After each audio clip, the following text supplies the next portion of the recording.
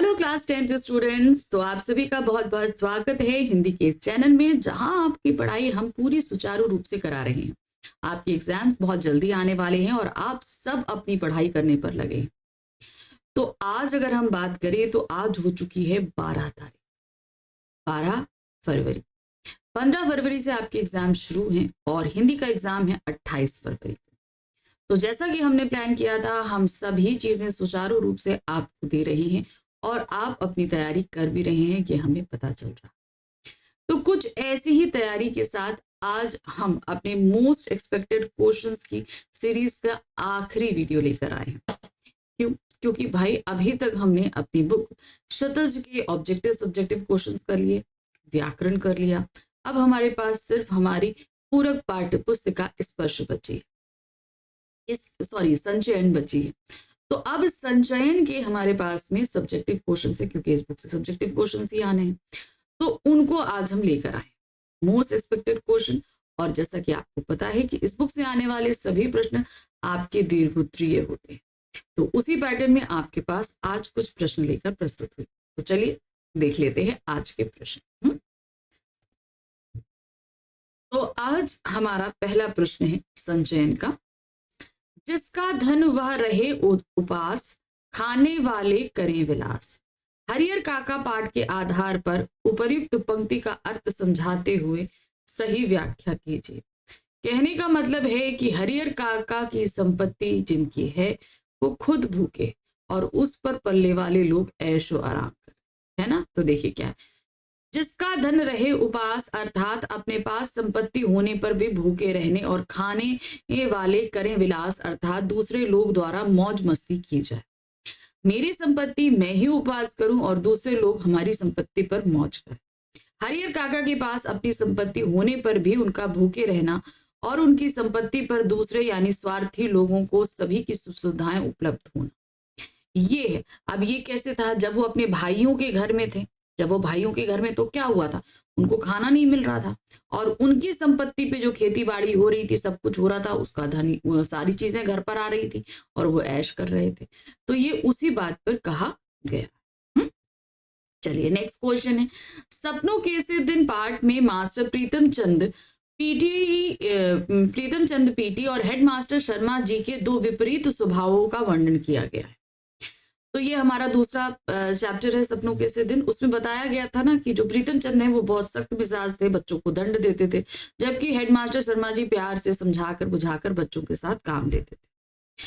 छात्रों पर भी इसका अलग अलग प्रभाव पड़ता था। अपने निकट के किन्हीं दो विपरीत स्वभाव वाले व्यक्तियों का वर्णन कीजिए।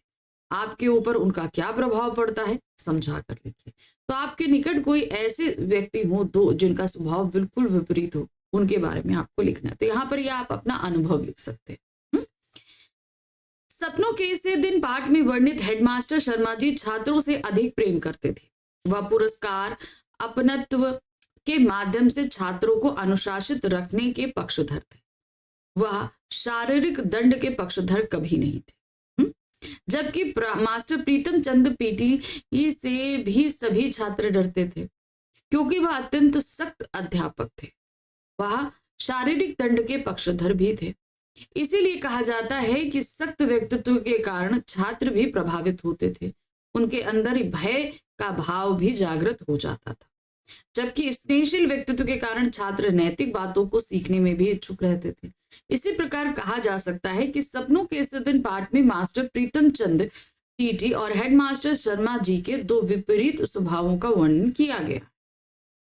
मेरे पड़ोस में एक घर ऐसा है जहां एक दीदी रहती है। वह अत्यंत गुस्सैल है, इसीलिए मुझे उनके पास जाने से भय महसूस होता है। उसी घर में उनकी छोटी बहन भी रहती है, जो कोमल स्वभाव की और समय समय पर मेरा मार्गदर्शन भी करती है। तो इस तरीके से हमने देखा कि हमारे पड़ोस में रहने वाले एक ही घर की दो लड़कियां हैं, उनका स्वभाव अलग अलग है। अब आ जाते हैं प्रश्न संख्या 3। उस पर सितम यह हुआ कि कमजोर लड़कों को मास्टर जी समझाते तो उसकी मिसाल देते। मास्टर जी की इस प्रतिक्रिया से बलभद्र के मन पर क्या प्रभाव पड़ा, अपने विचार व्यक्त कीजिए। तो ये चैप्टर लिया गया है, ये प्रश्न लिया गया है चैप्टर टोपी शुक्ला से। जहां पर जब टोपी 2 बार क्लास में फेल हो गया तो कमजोर बच्चों के लिए उदाहरण प्रस्तुत किया जाता था टोपी का। तो टोपी का एक तरीके से बच्चे भी मजाक उड़ाते और मास्टर भी व्यंग करते। इससे बलभद्र को बहुत, यानी कि टोपी जिसका नाम था बलभद्र नारायण शुक्ला, वो बहुत ही ज्यादा विचलित हो जाता, क्योंकि एक तो वो पहले से ही टूटा हुआ था और उस पर इस तरीके का व्यवहार उसे और ज्यादा तोड़ देता था, नकारात्मक भावों को भर देता था। मास्टर जी की प्रतिक्रिया से बलभद्र के मन में यह प्रभाव पड़ा कि उसका कक्षा में बैठने का बिल्कुल मन ना होता तथा अपमान के कारण उसका पढ़ाई से भी पूर्ण रूप में मन ना लगता। कक्षा में अपमानित किए जाने पर अन्य छात्रों द्वारा भी तिरस्कार मिलता, जिसके कारण उसके नए मित्र नहीं बन पाते थे। अब जो उसके साथ के थे वो तो आगे क्लास में चले गए, अब जो आते वो नए नहीं बन पाते। मास्टर जी का इतना भय हो गया था कि किसी विषय पर रुचि ना होने पर भी वह प्रतिक्रिया व्यक्त नहीं कर पाता था, यानी कि कोई चीज नहीं समझ में आ रही कुछ है तो मतलब वो मारे डर के पूछ भी नहीं पा, अगर हमने पूछा तो मास्टर जी मजाक उड़ाएंगे, इस वजह से वो पूछ भी नहीं पाता। प्रश्न संख्या 4 है, हरिहर काका की जमीन हड़पने के लिए महंत द्वारा धर्म, माया, मोह का सहारा लिया गया, अपहरण करवाया गया। उनका ऐसा करना आपकी दृष्टि में कितना उचित और तर्कपूर्ण है? तो ये बिल्कुल अनुचित है। महंत जो होते हैं, जो कि अध्यात्म के राह पर चलते हैं, वो पूरी तरीके से मोह माया को त्याग देते हैं। लेकिन यहाँ पर इस महंत को जमीन का लालची दिखाया गया, जिसके लिए उसने आपराधिक कृत्य करने से भी पीछे नहीं हटा। महंत जी को मारना, पीटना, बांधना, अपहरण करना, ये सारा आपराधिक कृत्य था। तो इस तरीके से जो ये काम किया गया वो बहुत गलत था, और वो भी एक ऐसे व्यक्ति के द्वारा जिसे समाज बहुत ही ज्यादा आदर और सम्मान देता था। तब तो ये एक जो है घंघोर अपराध हो जाता है। महंत द्वारा काका की जमीन पर कब्जा करने के लिए साम, दाम, दंड, भेद का सहारा लेना और जमीन के लिए हरिहर काका का अपहरण करके उनसे जबरदस्ती कागजों पर अंगूठा लगवाना और जमीन को अपने नाम करवा लेना हमें उचित नहीं लगता। कारण है हमारी आस्था, क्योंकि भाई हमारा आस्था से महंत एक धार्मिक व्यक्ति के तौर पर प्रकट होता है। तो ऐसा व्यक्ति जो हमारी धार्मिक भावना को ठेस पहुंचाए तो हमें तो अनुचित लगेगा ना। मंदिर, पुजारी या महंत आदि पर हम मन में से पूर्ण रूप में विश्वास करते हैं। हमें लगता है कि कोई भी विपत्ति आने पर यही हमें सब इससे उबार लेंगे, और ये विश्वास हमारे मन में जड़ों में कहीं ना कहीं अंदर तक बैठा रहता है।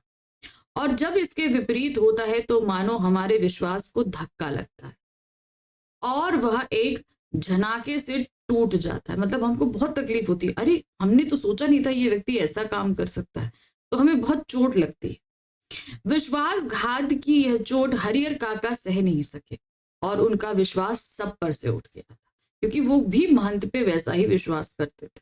तो जब महंत ने ऐसा किया तो वो ऐसा हुआ कि हर एक व्यक्ति से उनका विश्वास उठा।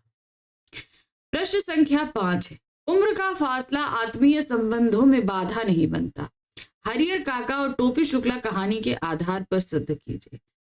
अगर हम हरिहर काका के आधार पर देखें तो हरिहर काका और हमारे लेखक के बीच एक उम्र का बहुत बड़ा फासला था, लेकिन तब भी उन दोनों के बीच एक आत्मीय संबंध था। और यही चीज टोपी और इफन की दादी के बीच था, उनके बीच भी उम्र का बहुत फासला था। लेकिन जहां हमें आत्मीयता और प्यार मिलता है वहां पर उम्र कोई मायने नहीं रखती।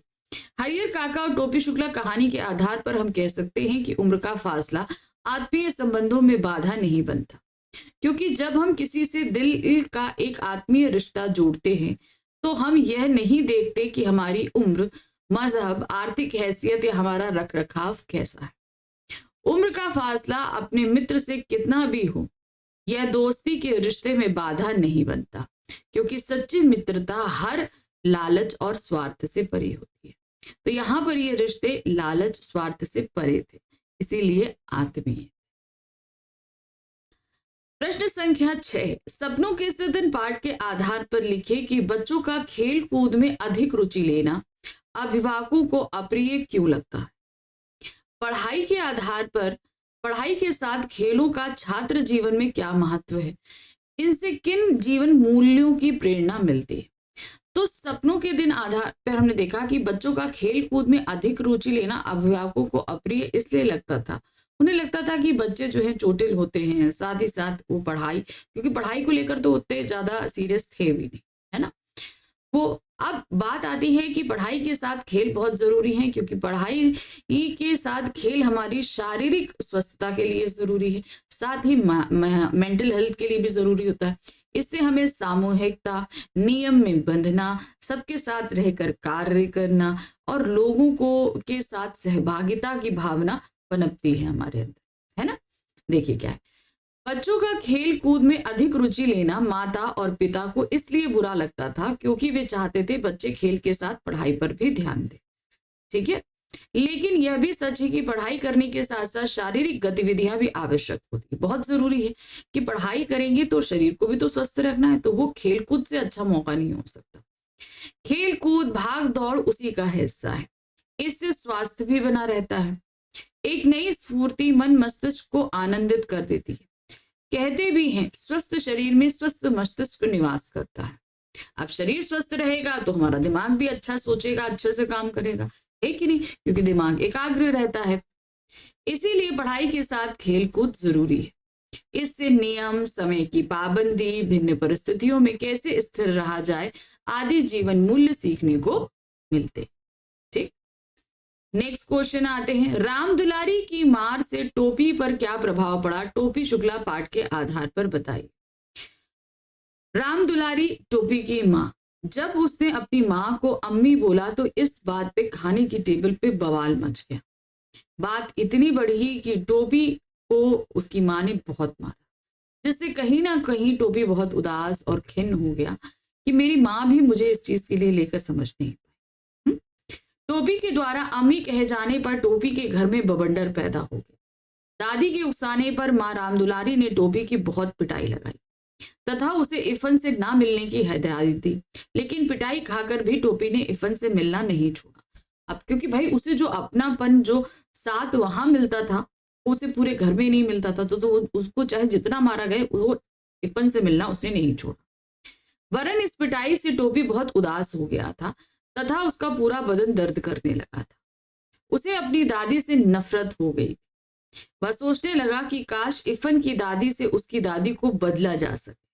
सोचिए, एक छोटा बच्चा अगर ये सोच रहा है तो बहुत बड़ी बात है। इफन की दादी के मरने पर उसने इफन से कहा भी कि तेरी दादी की जगह मेरी दादी मर जाती तो अच्छा रहता। वहीं एक मुन्नी बाबू से भी घृणा करने लगा था, क्योंकि मुन्नी बाबू ने भी झूठ बोल दिया था कि भाई से कबाब खाते देखा था, जबकि मुन्नी बाबू खुद कबाब खा रहे थे, है ना।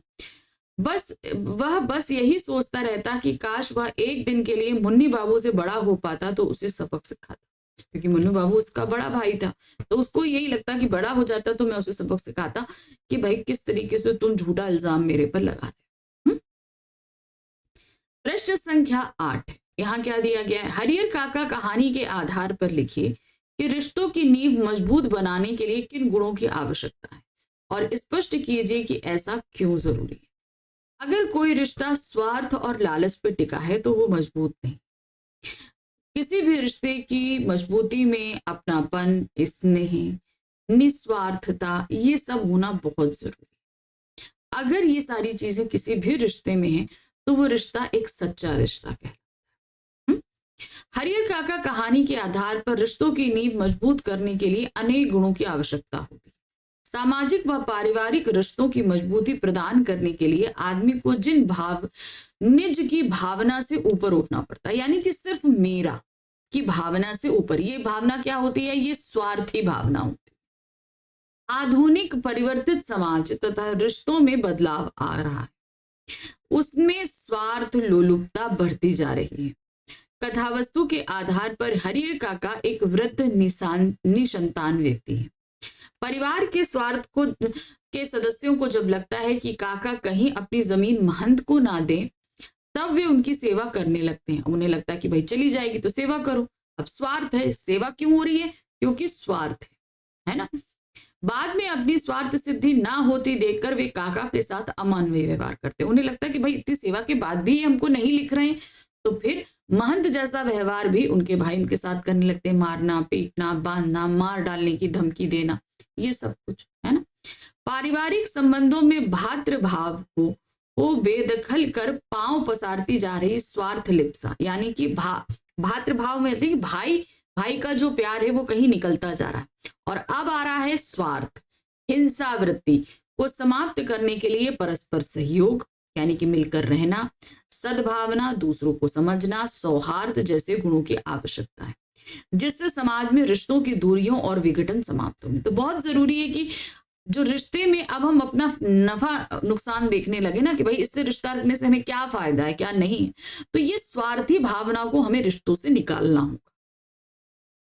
प्रश्न संख्या 9 है, सपनों के इस दिन कहानी के आधार पर पीटी साहब के व्यक्तित्व की 2 विशेषताएं बताते हुए लिखिए कि स्काउट परेड करते समय लेखक स्वयं को महत्वपूर्ण आदमी, एक फौजी जवान क्यों समझता था। तो देखिए, पीटी सर जब तक घर स्कूल में रहते बहुत ही सख्त मिजाज, कठोर व्यवहार करने वाले व्यक्ति रहते, लेकिन जब उनको स्कूल से निलंबित कर दिया गया और उनके घर में देखा गया तो वो अपने तोते को बादाम खिलाते हुए दिखे गए। इस तरीके से उन्हें कोमल हृदय बताया गया। अब बात करते हैं कि लेखक स्काउट करते समय अपने आप को एक महत्वपूर्ण आदमी और फौजी क्यों समझता था। क्योंकि वो एक फौजी की वेशभूषा में रहता था, लेफ्ट राइट बढ़िया साफ सुथरे कड़क बूटदार कपड़े पहनता, तो उसे बड़ा प्राउड फील होता था। चलिए देखते हैं, दोनों प्रश्नों के उत्तर देते हैं। पीटी साहब के व्यक्तित्व की विशेषताएं निम्न है। पहला, कठोर अनुशासन प्रिय। पीटी साहब मास्टर प्रीतम चंद का व्यक्तित्व भयभीत करने वाला था। वे कठोर अनुशासन प्रिय थे। वे छात्रों को अपने अनुशासन से भयभीत रखते थे। स्काउट परेड में एवं स्वयं प्रार्थना के समय वे किसी भी अनुशासनहीनता सहन नहीं करते थे। वह छात्रों को दंड देते थे और दंड भी एक से एक कठोर देते थे, है ना। कोमल हृदय पीटी सर। अब दूसरा क्या है, कोमल हृदय। पीटी सर बाहर से कठोर किंतु हृदय से कोमल थे। उन्होंने घर में तोते पाल रखे थे। जब उनको स्कूल से मुअत्तल कर दिया गया तब वे अपने तोतों से बात करते और उन्हें भीगे हुए बादाम खिलाते थे। तो पक्षियों के प्रति उनका व्यवहार बहुत ही कोमल हृदय स्वभाव दिखाया गया। स्काउट परेड करते समय लेखक स्वयं को महत्वपूर्ण आदमी, एक फौजी जवान इसलिए समझता था क्योंकि जब वह स्काउट की वर्दी पहनकर गले में रंगीन रुमाल डालकर झंडियां हिलाते हुए परेड करता था तो एक फौजी जवान की सी शान अनुभव करता था, कि जैसे लगता था कि मैं फौज का एक जवान हूं, वो ऐसे अनुभव करते थे। उनके मन में परेड की छवि बस गई थी।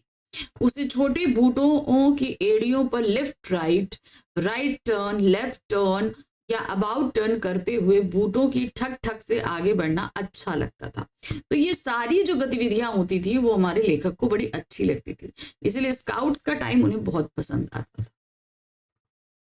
प्रश्न संख्या 10 है, इफन के पिता के तबादले के बाद टोपी शुक्ला का कोई और मित्र क्यों नहीं बन सका?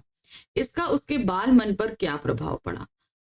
टोपी जो है वो इफन से बहुत ज्यादा अटैच था, और फिर उसके बाद जब उसके पिता का तबादला हो गया तो वो चला गया। उसके बाद उन जो कलेक्टर आए उनके 3 लड़के थे। बहुत कोशिश करी टोपी ने उनसे मित्रता करने की, लेकिन वो बच्चों के अंदर कलेक्टर के बेटे होने का बहुत घमंड था। उन बच्चों ने टोपी पर जो है कुत्ता छोड़ दिया, जिसकी वजह से उसे 9 इंजेक्शंस भी लगवाने पड़े थे। तो इन सारी चीजों से वो कहीं ना कहीं उदास हो गया था। दादी की मृत्यु, इफन की दादी की मृत्यु हो गई, इफन वहां से चला गया, तो जिसके साथ उसका अपनापन का व्यवहार था वो सभी चले गए थे। अब वो बिल्कुल अकेला रह गया था, उसके कोई दोस्त नहीं। तो इस बात से वो बहुत ही उदास रहता था। टोपी और इफन घनिष्ठ मित्र थे। दोनों एक दूसरे के बिना बिल्कुल अधूरे थे, क्योंकि दोनों एक दूसरे की भावनाओं को बिना कहे समझ लेते थे। यह दोस्ती बचपन में विकसित हुई थी। टोपी तो अपने अजीज दोस्त इफन के साथ साथ उसके परिवार वालों का भी आत्मीय था। दादी के बहुत सारा व्यवहार था, विशेष रूप से उसकी दादी का। जब वह पूर्वी बोली बोलती तो उससे अपनी दादी की भांति ही दिखाई देती। जब टोपी को अकेलापन दूर करने वाले अपने अजीज दोस्त इफन के जाने का पता चला तो वह उदास हो गया। इफन के जाने का कारण उसके पिता का मुरादाबाद तबादला होना था। इफन की दादी का मृत्यु घाव अभी भरा नहीं था कि टोपी को इफन से अलग होने का जख्म भी मिल गया। इसी कारण टोपी ने कसम खाई कि वह अब ऐसे लड़के से दोस्ती नहीं करेगा जिसके पिता का तबादला होता हो। तो सोचो, एक छोटे से बच्चे के मन में कितना प्रभाव पड़ा होगा कि अब वो दोस्ती करने से पहले भी ये सोच रहा है कि किससे दोस्ती करनी चाहिए, किससे नहीं, है ना। प्रश्न संख्या 11 है, हरिहर काका और टोपी शुक्ला दोनों ही भरे पूरे परिवार से संबंधित होते हुए भी अकेले थे। दोनों के अकेलेपन के कारणों की समीक्षा करिए। हरिहर काका की पत्नियां नहीं थी, वो निसंतान थे, वो अपने भाइयों के परिवार के साथ रहते थे और भाइयों का परिवार पूरा भरा पूरा परिवार था।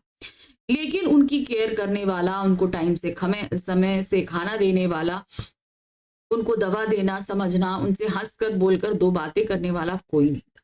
तो पूरे भरे पूरे परिवार में भी उनके लिए अपनत्व दिखाने वाला कोई नहीं। इधर टोपी के पास भी पूरा संपन्न सामर्थ्य परिवार था, लेकिन कोई भी उसे समझने वाला नहीं था। किसी के साथ उसका ऐसा रिश्ता नहीं था कि वो अपने मन की बात को बांट सकता। हरिहर काका और टोपी शुक्ला दोनों ही भरे पूरे परिवार के थे। हरिहर काका के 4 भाई थे, उन्हें छोड़कर सभी का परिवार था। हरिहर काका के 2 विवाह हुए, किंतु उनकी दोनों पत्नियां लंबे समय तक उनका साथ ना दे सकी और उनकी मृत्यु हो गई। हरिहर काका निसंतान रह गए। वे अपने भाइयों के साथ रहते थे, उनके पास काफी जमीन थी। उनकी कोई संतान न होने के कारण उनके भाइयों की दृष्टि उनकी जमीन पर थी। टोपी शुक्ला भी भरे पूरे परिवार का था। टोपी को अपनों के रूप में अजीज दोस्त इफ़न, उसकी दादी व नौकरानी सीता मिले थे। मतलब सिर्फ ये, उनके घर में सिर्फ एक नौकरानी और बाहर इफ़न और उसकी दादी मिले थे। टोपी के पिता एक प्रसिद्ध डॉक्टर हैं, घर में किसी चीज की कमी नहीं है, फिर भी वह अपना अकेलापन दूर करने के लिए इफ़न के घर जाता है, जो वह उसका घनिष्ठ दोस्त है, क्योंकि उसके अकेलेपन को समझने वाला अपने घर में कोई नहीं। उसे इफ़न की दादी से गहरा लगाव है, क्योंकि दादी उससे बातें करती है, उसकी बात को सुनती हैं, अपनी बात कहती हैं, समझती हैं, तो इसलिए उसको उसकी दादी से बहुत लगाव था। वह उनके पास बैठकर कहानियां सुनता है। दादी की मृत्यु होने पर वह अपने को अकेला महसूस करता है, क्योंकि उसे वह दादी माँ की तरह ही लगती थी। तो उसकी अपनी दादी उसे बिल्कुल पसंद नहीं थी, क्योंकि वो बहुत सख्त मिजाज थी। लेकिन इफ़न की दादी से जो उसे अपनापन मिलता था, तो दादी के जाने के बाद वो बहुत उदास हो गया, क्योंकि अपनापन जैसा कोई उसके साथ बांटने वाला था ही नहीं। प्रश्न संख्या 12 है, सपनों के इस दिन पाठ में बच्चों को स्कूल जाना बिल्कुल पसंद नहीं था। क्यों? कारण सहित उत्तर स्पष्ट करते हुए बताइए कि स्कूल जाने के संबंध में आपका क्या अनुभव है। देखिए, जब की ये बात है तब उस समय बच्चों को स्कूल जाने का मन नहीं, कई तो बच्चे अपना बस्ता जो है वो तालाब में फेंका है। रीजन ये था कि देखिए, पहली बात थी कि अभिभावक भी इस चीज को लेकर सीरियस नहीं थे कि बच्चे ज्यादा अच्छे से पढ़े। दूसरा, स्कूल में बहुत सख्त जो है सख्ती थी। प्रीतम चंद बहुत भयानक दंड देते थे, कुछ ना पढ़ के जाओ, याद ना करके जाओ तो फिर उनका दंड सहना पड़ता था। तो कहीं ना कहीं एक पारिवारिक प्रेशर ना होने के कारण, क्योंकि अभिभावक इसकी पढ़ाई की महत्ता को समझते नहीं थे, वो एक कारण। और दूसरा, स्कूल में इतना सख्त जो अनुशासन था, इसके कारण। ये दोनों ही जो मेन कारण थे जिसकी वजह से जो है जो सपनों के इसी दिन पाठ है उसमें बच्चों का स्कूल जाने को मन नहीं करता था। लेकिन आजकल के समय में स्कूल वैसा नहीं रहा। बहुत सारी एक्टिविटीज होती हैं, गेम्स होती हैं, पढ़ाई होती हैं, टीचर्स भी बहुत अच्छे से व्यवहार करते हैं। तो स्कूल में ऐसा कुछ नहीं होता जिससे हम ये कहें कि हमें स्कूल नहीं जाना, है ना। सपनों के इसी दिन पाठ में बच्चों को स्कूल जाना इसलिए अच्छा नहीं लगता था क्योंकि उन्हें कक्षा कार्य व अध्यापक द्वारा सिखाए गए सबक कभी याद नहीं होते थे। स्कूलों के बारे में मेरी राय है कि शारीरिक दंड पर रोक लगाना बहुत आवश्यक कदम है। बच्चों को इस विद्यालय में शारीरिक दंड नहीं अपितु मानसिक संस्कार द्वारा अनुशासित करना चाहिए, समझा के बुझा के इस तरीके से करना चाहिए। इसके लिए पुरस्कार, प्रशंसा, निंदा आदि उपाय अधिक ठीक रहते हैं, क्योंकि डर से बच्चा कभी भी अपनी समस्या अपने शिक्षक के समक्ष नहीं रख पाता है। उसे सदैव यही भय सताता रहता है कि यदि वह अपने अध्यापक को अपनी समस्या बताएगा तो उसके अध्यापक कहीं उसकी पिटाई न कर दे, जिसके कारण वह बच्चा दब्बू किस्म का बन सकता है। इसके स्थान पर यदि उसे स्नेह से समझाया जाएगा तो वह सदैव अनुशासित रहेगा और ठीक से पढ़ाई भी करेगा। और वह नियम से रोजाना विद्यालय भी जाएगा। तो अगर स्कूल का माहौल अच्छा रहेगा तो बच्चा कभी भी स्कूल से भागने की नहीं सोचेगा। ठाकुर हरिनाम सिंह के तीनों लड़कों को एहसास था कि वे कलेक्टर के बेटे हैं। लेखक द्वारा ऐसा कहा जाना ठाकुर हरिनाम के तीनों बेटों और टोपी के विषय में किस विचारधारा को स्पष्ट करता है? टोपी शुक्ला पाठ के आधार पर बताइए।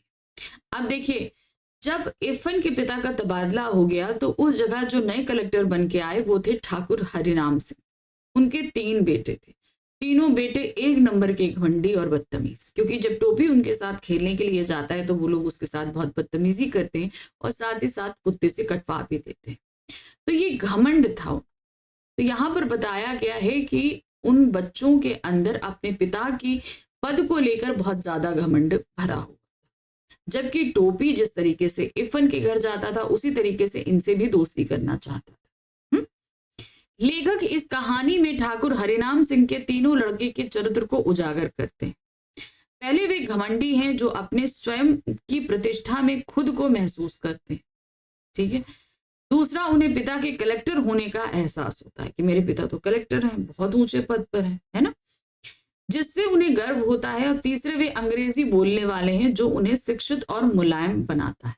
तो ये कहीं ना कहीं तीनों सारी चीजें जो हैं वो उन्हें बहुत ज्यादा एरोगेंट जिसे हम बोलते हैं वो बनाता है।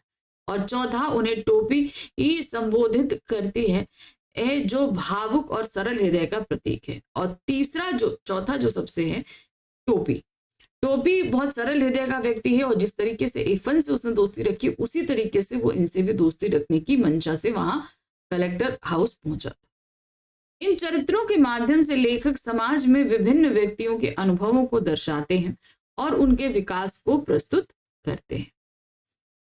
प्रश्न संख्या 14 क्या दिया गया है? उनकी इस स्थिति ने मुझे चिंतित कर दिया, जैसे कोई नाव बीच मझधार में फंसी हो और उस पर सवार लोग चिल्ला कर भी अपनी रक्षा ना कर सकते हों, क्योंकि उनकी चिल्लाहट दूर तक फैले सागर के बीच उठती गिरती लहरों में विलीन हो जाने के अतिरिक्त कर ही क्या सकती।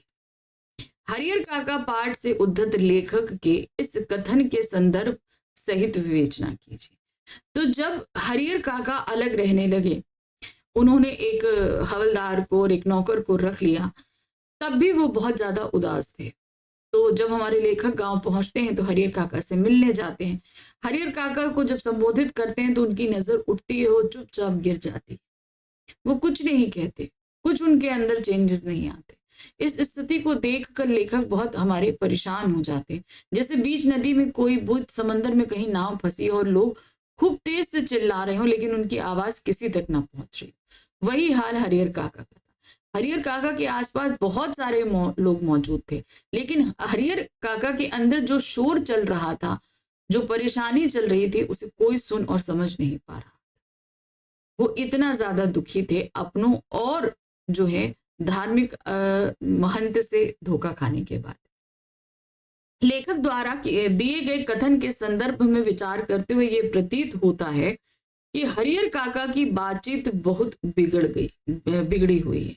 तबीयत जो है वो बहुत बिगड़ी हुई है और उन्हें व्यक्तिगत दुखों या भावनाओं से निपटने में समस्या हो रही है। वे उदास और असहाय महसूस कर रहे हैं, जैसे उन्हें अपने जीवन के विकास में रुकावटें आ रही हैं। लेखक इस संदर्भ के माध्यम से जीवन के संघर्षों, निराशा और असहायता अनुभूति दिखाना चाहते हैं, जो एक बेहतर मानसिक स्थिति के लिए समझने और समर्थन प्राप्त करने के लिए आवश्यक होती है। तो ये चीज मतलब कहीं ना कहीं हमारे जो लेखक हैं वो बहुत ज्यादा चिंतित हो गए थे हरिहर काका की इस परिस्थिति को देखकर।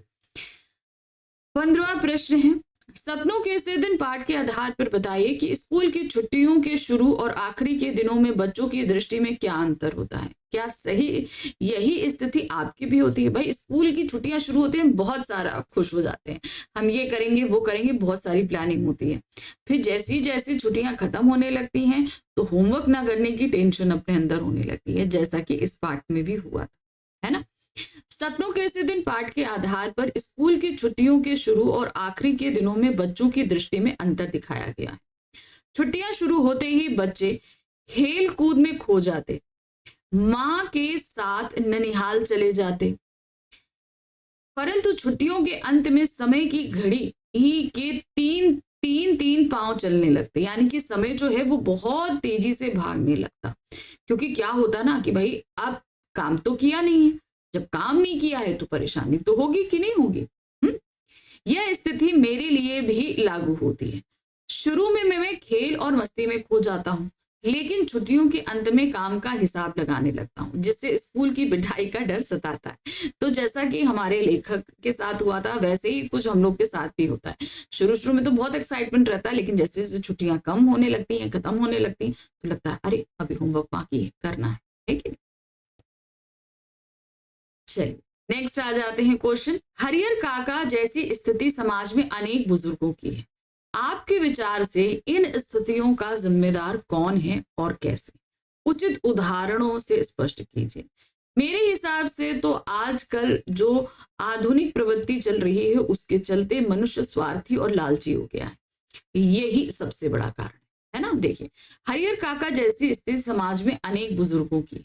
मेरे विचार से इन स्थितियों का जिम्मेदार आज के समय में मनुष्य के भीतर बसा लालच है। व्यक्ति लालच से सब रिश्ते नाते भुलाकर कुकर्म करना प्रारंभ कर देता है, क्योंकि लालच हमसे कुछ निम्न से निम्न काम भी कराने के लिए लग जाता है। हरिहर काका अपनी जमीन किसी के नाम लिखने के लिए तैयार ना थे, जिसके कारण उनके भाइयों ने बलपूर्वक वसीयत अपने नाम करने का प्रयास किया था। तो इसका कहीं ना कहीं क्या था, अपनों के अंदर लालच, भाइयों के द्वारा जो उन्हें आघात पहुंचा वो इनकी हरिहर काका की स्थिति के लिए सबसे बड़ा जिम्मेदार था। प्रश्न संख्या 17 है। सपनों के इस दिन में लेखक ने स्कूल के साथ साथ द्वितीय विश्व के बारे में भी चर्चा की है, द्वितीय विश्व युद्ध के बारे में भी चर्चा की है। उचित तर्कों के साथ स्पष्ट कीजिए। अब लेखक ने क्या बताया, उस समय क्या होता था, द्वितीय विश्व युद्ध में सैनिकों को शामिल करने के लिए गांव में नौटंकी आया करती थी, उन नौटंकी के जरिए जो है ये प्रदर्शित किया जाता था कि फौज में कितने आराम हैं, कितना सब कुछ प्राप्त होता है, ये सारा दिखाया जाता था ताकि लोग प्रभावित होकर फौज में भर्ती हो जाए, है ना। देखिए क्या है, लेखक ने सपनों के ऐसे दिन में स्कूल और द्वितीय विश्व युद्ध के बारे में चर्चा की होगी, क्योंकि ये दोनों विषय एक दूसरे से जुड़े हुए हैं। स्कूल का जीवन बच्चों के सपनों और भविष्य की नींव रखता है, जबकि द्वितीय विश्व युद्ध ने उस समय की पीढ़ी के जीवन को प्रभावित किया था। लेखक ने यह दिखाने की कोशिश की होगी कि कैसे युद्ध ने बच्चों के सपनों को प्रभावित किया और उनके स्कूल के अनुभवों को बदल दिया। इस संदर्भ में लेखक ने यह भी बताया कि शिक्षा और ज्ञान का महत्व युद्ध के समय में और भी बढ़ जाता है। बहुत जरूरी हो जाता है कि जब युद्ध हो तो बहुत सारी ऐसी चीजें होती है जो हमें समझनी पड़ती है, वो हमारे लिए और महत्वपूर्ण हो जाता है उस समय शिक्षा। प्रश्न संख्या 18 है। बाल मन किसी स्वार्थ या हिसाब से चलायमान नहीं होता। बचपन प्रेम के रिश्ते के अलावा किसी और रिश्ते को कबूल नहीं करता। टोपी शुक्ला पाठ में टोपी अपने परिवार के एक सदस्य को बदलने की बात करता है। उसकी सोच के आधार पर उसकी मनोदशा का वर्णन कीजिए। तो उसने ये कहा था ना कि इरफान से अपनी दादी बदलने की बात कही थी। अब देखिए, रिश्ते तो जो हैं वो बदले नहीं जा सकते, लेकिन कहीं ना कहीं ये बता रहा है कि एक बच्चा जो है वो सिर्फ प्यार समझता है, रिश्ते नहीं समझता। कि इरफान की दादी से उसे जितना अपनापन और लगाव मिल रहा था, वो ऐसा ही अपनापन और लगाव अपने घर में अपनी दादी से चाहता था। इसलिए उसने ये सोचा कि अपनी दादी मैं बदल देता हूँ, इरफान की दादी को अपनी दादी बना लेता हूँ। तो ये बताता है कि परिवार में अपनापन और प्यार हर रिश्ते को जोड़ के रखता है और बहुत जरूरी है कि हर रिश्ते में ये चीज हो। टोपी शुक्ला पाठ में टोपी अपने परिवार के एक सदस्य को बदलने की बात करता है। उसकी सोच के आधार पर उसकी मनोदशा का वर्णन कीजिए। बाल मन किसी स्वार्थ या हिसाब का चलायमान नहीं होता। बचपन प्रेम के रिश्ते के अलावा किसी और रिश्ते को कबूल नहीं करता। यह बात टोपी शुक्ला पाठ के संदर्भ में बिल्कुल सच है। टोपी शुक्ला पाठ में टोपी अपने परिवार के एक सदस्य यानी दादी को बदलने की बात करता है। इसका मुख्य कारण उसकी वही मनोदशा है जिसमें उसे अपनी दादी से जो वो उनसे मिलना चाहिए, जिस प्रेम और स्नेह की वह अपनी दादी से अपेक्षा करता है, वह प्रेम एवं स्नेह उसे अपनी दादी से नहीं मिला। बल्कि वह प्रेम उसे इफ़न की दादी से मिला। इसी कारण उसे इफ़न की दादी में अपनी दादी की अपेक्षा ज्यादा अपनापन नजर आया। बाल मन केवल प्रेम की भाषा समझता है और वह प्रेम इफ़न की दादी से मिला, इसीलिए वह अपनी दादी को इफ़न की दादी से बदलने की बात करता है। तो उसे कहाँ मिला? जहां प्यार दादी इफ़न की दादी से मिला, तो उसे लगा कि भाई ये हमको ले लेते हैं, तो मुझे अपने घर में एक सदस्य ऐसा मिल जाएगा जो अपनेपन और प्यार के साथ होगा। प्रश्न संख्या 19 है, परिवार की स्वार्थपरता तथा हरिहर काका की उपेक्षा एवं उचित देखरेख न किए जाने के वर्णन को पढ़कर आपके मन पर क्या और कैसा प्रभाव पड़ा? अपने घर में आप ऐसी स्थिति को कैसे संभालते हैं? देखिए क्या है, हमने देखा कि हरिहर काका को जो उनके भाइयों की जो बीवियां पत्नियां थी, बच्चे थे, वो पूरी तरीके से उनकी उपेक्षा करते थे। उन्हें खाना अच्छा नहीं दिया जाता था, रूखा सूखा खाना, घर में अच्छा खाना बन रहा है लेकिन उसके बावजूद रूखा सूखा खाना दिया जाता था। बीमार हैं तो दवाई नहीं, पानी नहीं, कोई कुछ पूछता ही नहीं था। तो ये कहीं ना कहीं बहुत देखकर बहुत खराब लगता है कि घर के एक बुजुर्ग सदस्य के साथ इस तरीके से व्यवहार किया जा रहा है। तो ये कहीं ना कहीं धन लोलुपता यानी कि लालच को दिखाता है। क्यों? क्योंकि हरिहर काका की जमीन पाना ही उन लोगों की एक मंशा थी, इसीलिए वो हरिहर काका को अपने घर में रखे हुए थे। हरिहर काका की उपेक्षा एवं उचित देखरेख न किए जाने तथा परिवार की स्वार्थपरता के वर्णन को पढ़कर हमारा मन व्यथित हो जाता है, यानी कि बहुत दुख होता है, बहुत खराब लगता है कि एक बुजुर्ग के साथ ऐसा व्यवहार किया जा रहा है। इससे लगता है कि समाज में रिश्तों की अब अहमियत समाप्त होती जा रही है।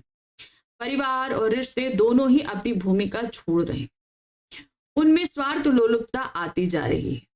पारिवारिक संबंधों में से भाईचारा समाप्त होकर स्वार्थ लिप्सा हिंसा प्रवृत्ति का रूप ले रही है, जिससे सामाजिक रिश्तों में दूरियां आ रही।